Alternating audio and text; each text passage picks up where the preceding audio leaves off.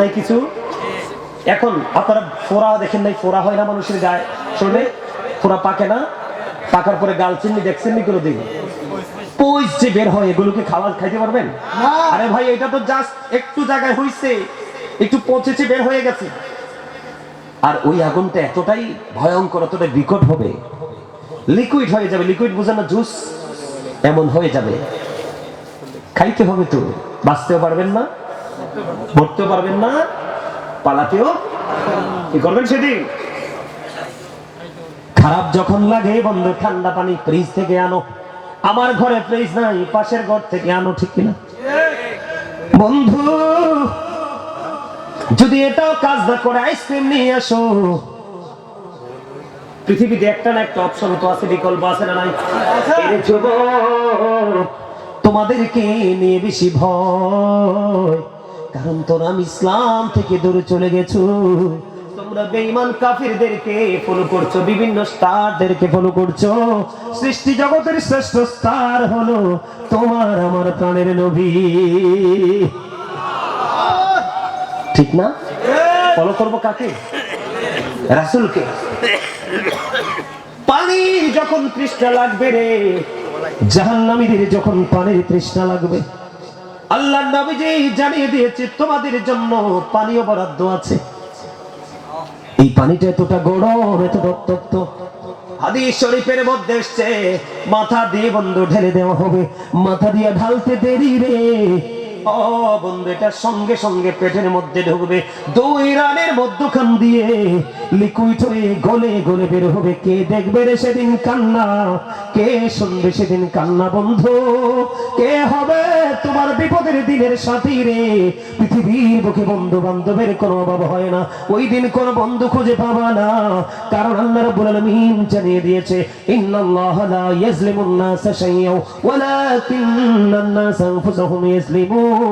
আল্লাহ বলেছে কোরআনে সূরা ইউনূসের 44 নম্বর আয়াতে, আল্লাহ বলেছেন আল্লাহ বান্দার উপর অত্যাচার করে না, বান্দা নিজেই নিজের উপর অত্যাচার করে। আল্লাহ বলেছেন আল্লাহু লা ইউহিব্বুজ জালিমিন। আল্লাহ বলেছে জালেমদেরকে আল্লাহ পছন্দ করে না, ভালোবাসে না। আল্লাহ বলেছেন আমালিজ জালিমিন মিন আনসার। জালেমরা যখন বিপদে পড়ে, অত্যাচারীরা যখন বিপদে পড়ে, আমার আল্লাহ তাদের জন্য কোনো সাহায্যকারীও রাখে না। কই যাবে? কোথায় যাব বলে? রাস্তা আছে? ওই দিক দিয়ে শুনলাম বাঁচারও সুযোগ নাই, মরারও সুযোগ নাই, পালাবারও। আবার আল্লাহ নাকি ধরবেও খুব শক্ত হবে। আবার এদিক দিয়ে খবর পেলাম কি, আল্লাহ কারো উপর অত্যাচার করে না, বান্দা নিজে নিজের উপর অত্যাচার করে। যারা অত্যাচার করে আল্লাহ অত্যাচারীকে ভালো, তারা যখন বিপদে পড়ে আল্লাহ তাদের জন্য কোনো সাহায্যকারীও। কি করবেন সেদিন? প্রত্যেকের কবর থেকে হাসরের মাঠ 50,000 বছরের রাস্তা হবে, পার হবেন কেমনি?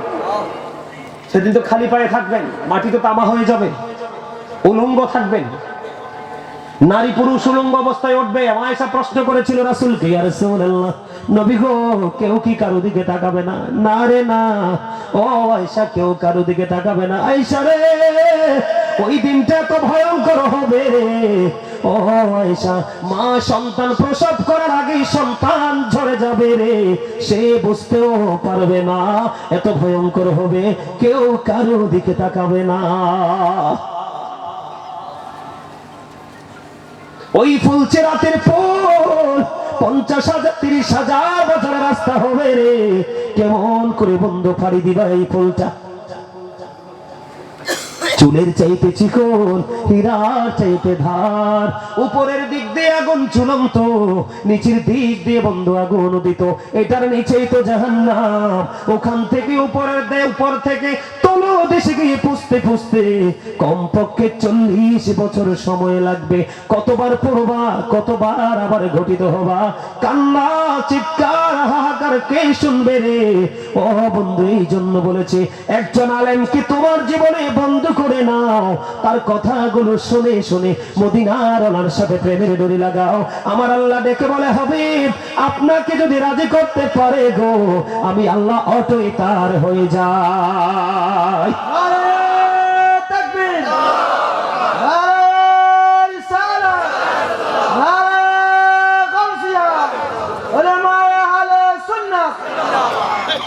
কথা কি বুঝতে পারছেন? আমরা নবীকে চাই কি চাই না? দিদি পান তোলে দে মাঝি হেলা করিস না, দিদি পান তোলে দে সবাই সবাই বলেন না, দিদি পান তোলে দে,